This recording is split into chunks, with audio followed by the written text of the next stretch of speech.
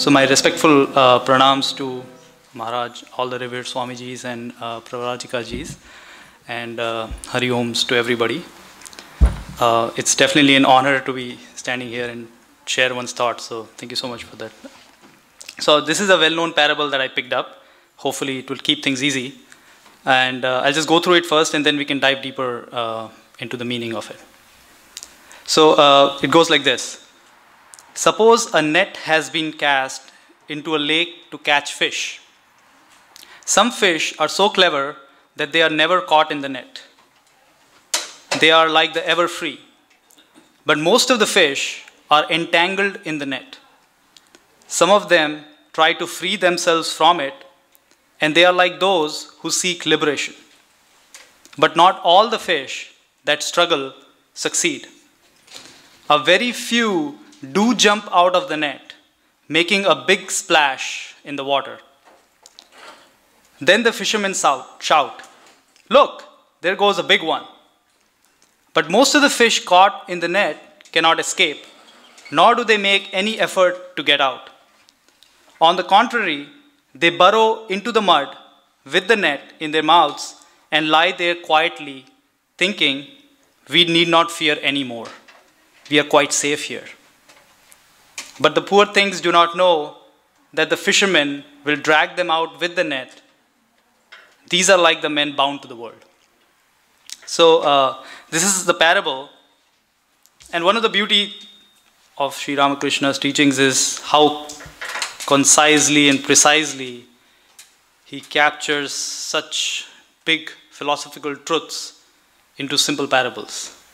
And this is also definitely one of them, in my opinion, where he so easily captures the different types of people in this world and what they usually do into a very simple parable.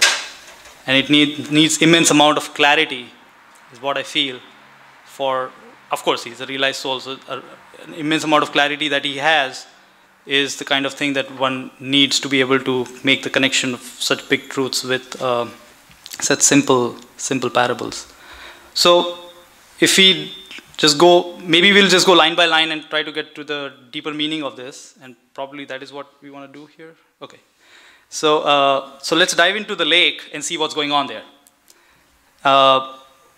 So the first line goes, suppose a net has been cast into a lake to catch fish. Now here, the lake resembles our world that we live in, the fish being all the people who are living in the world, and the net being this intricate network of objects of sense enjoyment and pleasures that exist in this world that we all get attracted towards so much in our attempts to find joy and happiness, which is what all of us are seeking. Some fish are so clever that they are never caught in the net. They are like the ever free. This refers to the ever free, ever liberated souls, the Nitya Siddhas, who know the truth and reality of what this world is all about.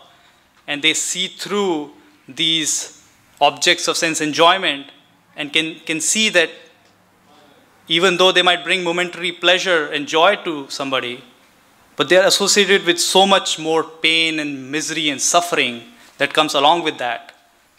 So they never get entangled in it. And they don't need to, because they already have so much immense joy, inner peace, inner bliss within themselves.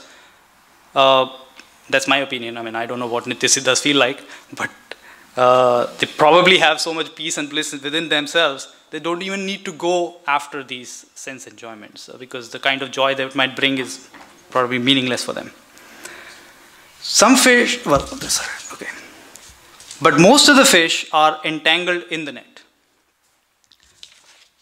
So this is referring, of course, to most of the people in the world, because most of the people don't feel that inner peace, don't get to feel that inner peace and joy till they actually engage in some sense enjoyment. So if I engage in a sense, and sense enjoyments, of course, are like visually appealing sights or tastes that please the tongue or sounds that please the ears and things like that. So we kind of engage in that because that is the best way for us to feel that inner peace and joy. But a lot of times people tend to start thinking that the peace and happiness is probably coming from these objects, which is not the case, because an ice cream which might bring happiness to one person might not really bring happiness to other person. And so it's not that the happiness is in the ice cream, it is just that when it gets in connection with our tongue, it kind of generates some sort of a reaction in us which is causing this inner peace to reflect.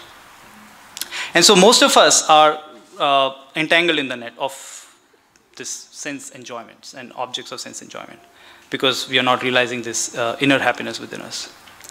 And one of the reasons why we also don't do that is because our mind is covered with so many impurities and desires, which is kind of hiding all this inner peace.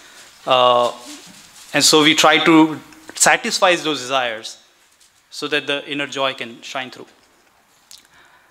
Some of them try to free themselves from it, and they are like those who seek liberation. So as we see, a lot of people are here, and Vedanta is all about spiritual liberation. So some of the people in the world are definitely trying to get out of this, entanglement of Maya and trying to get themselves liberated and realize the truth. Because sometimes after running after the worldly pleasures, they come to at least understand this fact that this is not what is going to bring them that lasting, enduring peace and joy. So through the hard way or whichever way, they come to understand this fact, and then they go and try to seek liberation from these miseries so that they can get enduring peace and joy. But not all the fish that struggle succeed. Very clearly, there's so many people who definitely tread the spiritual path, but not everybody reaches their goal in this life. Eventually they will definitely reach the goal, and everybody has a path to take. But the good thing is that Sri Krishna assures Arjuna in Bhagavad Gita that whatever efforts you're putting into realization, or whatever efforts a yogi puts into realization, even if he is swept back into the world or he falls from his efforts, still that effort is not wasted. He is going to, of course, get better afterlife, but then after that he's going to be born in the family of maybe realized souls or highly spiritual people, so that he can resume his spiritual path again, and he'll get attracted to that path automatically because his samskaras are so well. So we need not worry, even if all the fish struggle and they don't succeed. Well, in this case, the fish don't have much of an option, because if they don't succeed, then they pretty much, in this parable, they're pretty much eaten away. But at least for us, our soul is, even though this body withers off and falls off, but our soul is still alive, and it's going to go to other bodies, and it's going to get another chance to get liberated. So it's good. Whatever effort we put in, it is increasing our account balance, and there will be a day when our account balance will reach the right level and we will be able to get out. I like to see this as a unique kind of play, a very different kind of play, because most of the play or most of the sports that you go to watch, you have to buy a ticket to get in.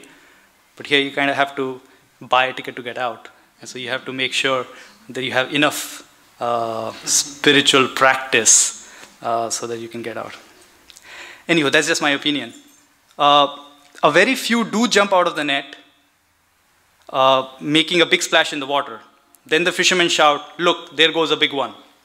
So, yes, few of the souls who have been practicing spiritual path for maybe long time, maybe a lot of lives, they reach that stage that they can now get liberated, and they release themselves from this entanglement, and they dissolve into I don't know, maybe dissolve into the reality, or they realize the truth, and they're ever free. They're no longer bound by this world of Maya. They have overpowered, they have realized their true nature.